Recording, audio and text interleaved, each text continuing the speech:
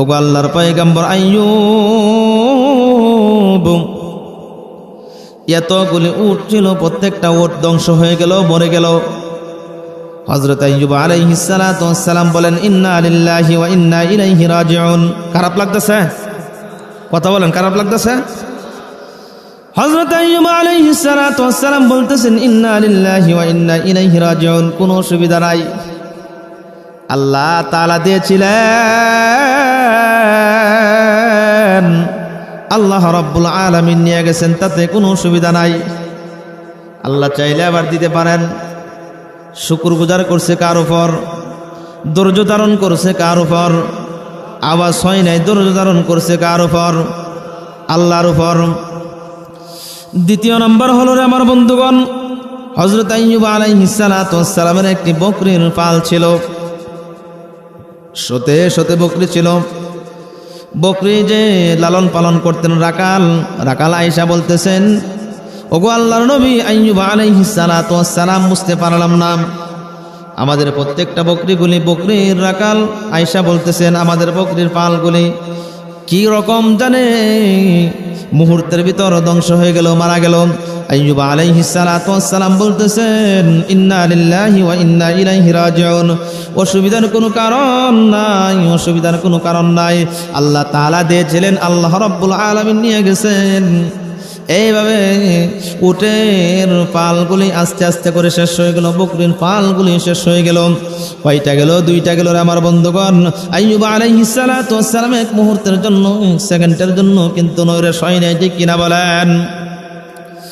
হযরত আইয়ুব আলাইহিস সালাতু ওয়াস সালামের তৃতীয় নাম্বার মিশন হলো আমার বন্ধু, আইয়ুব আলাইহিস সালাতু ওয়াস সালামের সাথে শয়তান এমন ভাবে লাগছে রে আমার বন্ধু,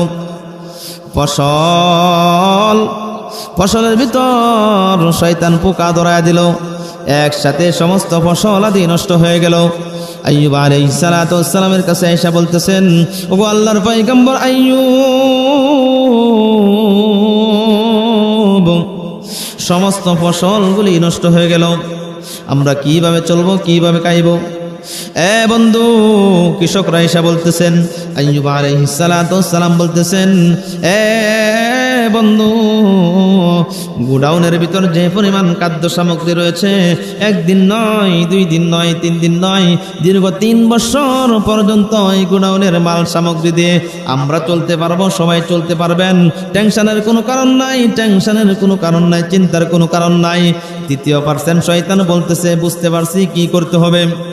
সঙ্গে সঙ্গে কিছুক্ষণ পর এই গুডাউনের ভিতর আগুন ধরায়া এই গুডাউনের চাউল ডাউল খাদ্য সামগ্রী সব কিছু জ্বালিয়ে চারকার করে দিয়েছেন।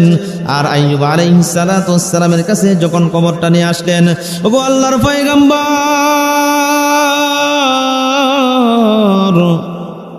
খাদ্য সামগ্রীগুলো গোডাউনের সবগুলি পরে চারকার হয়ে গেল।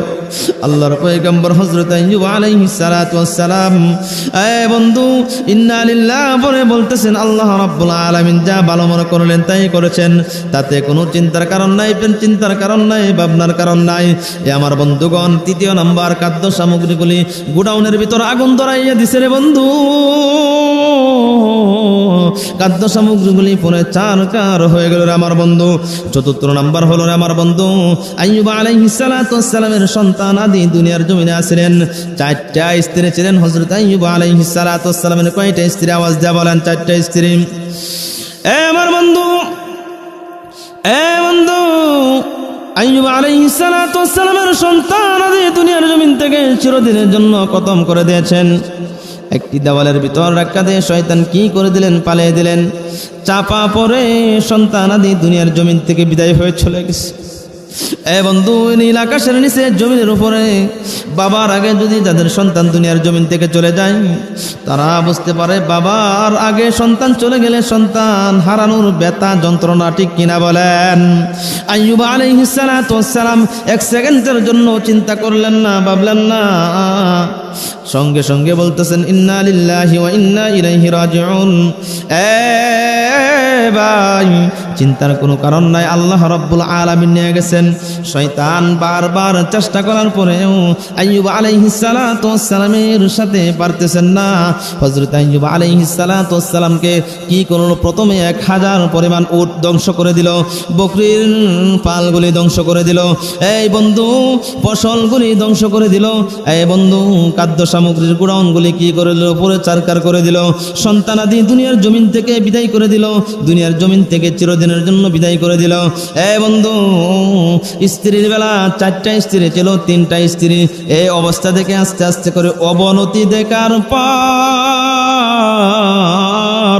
আস্তে আস্তে করে স্ত্রীরাও আইয়ুব আলাইহিস সালাতু ওয়াস সালামের কাছ থেকে আস্তে আস্তে করে পিছনের দরজা দিয়ে পলে পলে চলে যাচ্ছে, ঠিক কিনা বলেন?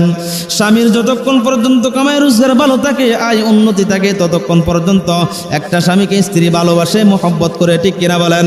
স্বামীর যখন একটু অবনতি চলে আসে, অসুস্থ ভাব হয়ে যায়, কামাই রুচির ভিতরে বেশি ভালো থাকে না, তখন স্বামীকে সেই স্ত্রীও কিন্তু দেখতে পারে না। এক শ্রেণীর মহিলা আছে না নাই? আওয়াজ দেয়া বলেন। শয়তান চিন্তা করতে শুরু করলো, আইয়ুব আলাইহিস সালাতু ওয়াস সালামকে কিভাবে আমি পালাইতে পারতেছি না রে বন্ধু, কি করা যায়? শরীরের ভিতরে টিপু দেওয়ার পর শরীরের ভিতর আস্তে আস্তে করে পছন্দ ধরতে শুরু করলো, কিরা হয়ে গেল আমার বন্ধুগণ। সমাজ থেকে হযরত আইয়ুব আলাইহিস সালাতু ওয়াস সালামকে উৎখাত করে দিল। 3টা স্ত্রী চলে গেল, একটা স্ত্রী রয়েছে, সেই স্ত্রীর নাম হলো রহিমা। সুবহানাল্লাহ। হযরত আইয়ুব আলাইহিস সালাতু ওয়াস সালাম যখন এলাকার ভিতর ঘোষণা দিয়ে দেয়, এ আইয়ুব পয়গম্বর, যার শরীরের ভিতরে তো রোগ হয়ে গেছে, শরীর পছন্দ ধরেছে, এলাকার ভিতরে যদি থাকে, এই রোগ হলো ছোঁয়াছুঁয়ি রোগ। শয়তান তামাম এলাকার ভিতর তশকিল করে প্রত্যেকের কানের ভিতর মেসেজ দিয়া দিচ্ছে, তাকে তোমরা এলাকা থেকে বিতাড়িত করো, এলাকা থেকে দূরে সরিয়ে দাও। হযরত রহিমা স্বামীকে, একটা মহিলা কিন্তু অনেক দুর্বল হয়, স্বামীকে কান্দে লয়ে এলাকা ত্যাগ করে অন্য গ্রামের ভিতরে চলে যায়। রহিমা সাধারণ কোনো মহিলা না রে বন্ধু, এত সুন্দরী রমণী ছিলেন রহিমা। হযরত ইউসুফ আলাইহিস সালাতু ওয়াস সালামের ছেলের ঘরের দিক দিয়ে নাতনি ছিলেন হযরতে রহিমা। সুবহানাল্লাহ, কি রকম কান্দানি বংশ ছিলেন। হযরত ইউসুফ আলাইহিস সালাতু ওয়াস সালামকে এক নজর তাকাইয়া দাসী বান্দিরা ফল কাটতে গিয়ে একবার নয়, দুইবার নয়, বহুবার আধগুলি কেটে ফেলেছে, ঠিক কিনা বলেন? এই রহিমা ছিল হযরত ইউসুফ আলাইহিস সালাতু ওয়াস সালামের ছেলের ঘরের নাতনি, বংশর দিক দিয়েও ভালো, সর্বদিক দিয়েই ভালো। আল্লাহ তাআলা হযরত রহিমাকেও কিন্তু আল্লাহ রাব্বুল আলামিন দামি বানিয়ে দিয়েছেন, ঠিক কিনা বলেন? হযরত রহিমা স্বামীকে নিয়ে গ্রাম থেকে দূরে সরে যায়। আস্তে আস্তে করে শয়তান আবার পিছু লাগলো। জঙ্গলার ভিতর বাস করতেছেন, কিন্তু কি ছিলেন? আইয়ুব আলাইহিস সালাতু ওয়াস সালাম বাদশা ছিলেন। এ বন্ধু, আইয়ুব আলাইহিস সালাতু ওয়াস সালাম এত বড় বাদশা হওয়ার পরেও 1 সেকেন্ডের জন্য, 1 মুহূর্তের জন্য আল্লাহ আল্লাহ আল্লাহ আল্লাহ দিল থেকে তার সরে নাই। লম্বা ঘটনা রে বন্ধু, অনেক লম্বা ঘটনা। হযরত রহিমা মানুষের বাড়িতে বাড়িতে কাজ করে, নিজেও নিজের খাবার জোগায়, স্বামীর জন্য কিছু খাবার নিয়ে আসে। এ বন্ধু, এইভাবে 1 দিন নয়, 2 দিন নয়, চলতেছে। হযরত রহিমা যখন মানুষের বাড়িতে বাড়িতে কাজ করে, আর অসুস্থতার অবনতি আরো বাড়তেছে, হযরত আইয়ুব আলাইহিস সালাতু ওয়াস সালাম কোনো এক পর্যায়ে শরীরের ভিতর এত পরিমাণ পোকা ধরেছে রে আমার বন্ধু, জবান ছাড়া, জিহ্বা ছাড়া আল্লাহ আল্লাহকে ডাকার মতো কোনো সাধ্য নাই। শয়তান এই জায়গার ভিতর লাগায় দিল, তোমাদের বাড়িতে যে মহিলা কাজ করার জন্য আসে, সে কিন্তু ভালো মহিলা নয়, সে কিন্তু ভালো মহিলা নয়। তার গ্রাম থেকে তারকে উৎখাত করে দিয়েছে, তার গ্রাম থেকে তারে সরিয়ে দিয়েছে। এ বন্ধু, হযরতে রহিমা যখন গ্রামের ভিতর শয়তান লাগাইয়া দিল, স্বামীর জন্য খাবারের ব্যবস্থা কিভাবে করবে? এ বন্ধু, স্বামীর জন্য কোনো ব্যবস্থা হয় নাই। বলতেছেন, মাগো আমাকে কিছু কাম দেন, কাজ দেন, আমি স্বামীর জন্য কিছু খাবার জোগাড় করতে পারবো কিনা। খাবার জোগাড় করে আমার স্বামীর জন্য আমি এখান থেকে কামের বিনিময়ে আমি খাবার জোগাড় করে এখান থেকে আমি আমার স্বামীর জন্য খাবার নিয়ে যাব। সাথে সাথে এই মহিলার পাশে শয়তান এমন বুজুর্গ বেশে দাঁড়াইছে, না না না, দেওয়া যাবে না, এই মহিলা ভালো না, চরিত্রহীন, ঠিক কিনা বলেন? এইভাবে অপবাদ দেওয়াতে শুরু করলো। হযরতে রহিমাকে বলতেছেন, হ্যাঁ একটা কাজ করলে দেওয়া যাবে। তোমার মাথার চুল যদি একটু বিক্রি করো, তাহলে এই মাথার চুলের বিক্রির বিনিময়ে তোমাকে একটু খাবার দিতে পারি। তৎকালীন সময়ের ভিতর হযরতে রহিমা চুল বিক্রি করছে স্বামীকে কি করার জন্য? খাবার জোগানোর জন্য। স্বামীকে খাবার, স্বামীর খাবার জোগানোর জন্য মাথার চুল বিক্রি করেছে, ঠিক কিনা বলেন?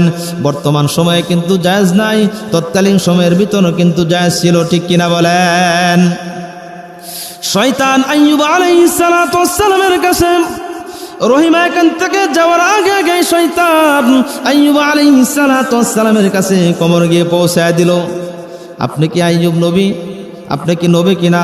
আইয়ুব আলাইহিস সালাতু ওয়াস সালাম বলে, হ্যাঁ আমি নবী। আপনার বউ, আপনার স্ত্রী রহিমা মাথার চুল চুরি করতে গিয়ে ধরা পড়েছে, এই জন্য মাথার চুল কাইটা দিয়েছে। নাউজুবিল্লাহ। কি পরিমাণ অপবাদ দিয়েছে আমার বন্ধু! আইয়ুব আলাইহিস সালাতু ওয়াস সালাম দিলের ভিতর কষ্ট লাগে গেছে আমার বন্ধু। হযরত রহিমা যখন খাবার নিয়ে আসলেন, বলতেছেন, রহিমা রে, তোমাকে এত মহব্বত করি, এত ভালোবাসি। আজকে একটি ঘটনা শুনলাম, একজন বুজুর্গ আল্লাহওয়ালা ব্যক্তি এসেছিল, তুমি নাকি চুরি করতে গিয়ে ধরা পড়েছ, তোমার মাথার চুল কাইটা দিছে। আসো তো তোমার মাথাটা আমি একটু নির্ণয় করে দেখি।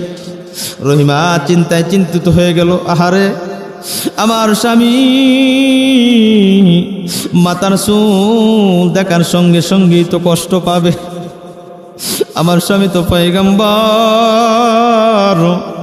আমি কিভাবে মাথা উদাম করে আমার স্বামীকে আমি দেখা? এ বন্ধু, যখন মাথা উদাম করে দেখাইলেন, আইয়ুব আলাইহিস সালাতু ওয়াস সালাম বলতেছেন, এ রহিমা, এই বুজুর্গর কথা তো ঠিক, বুজুর্গর কথা তো ঠিক।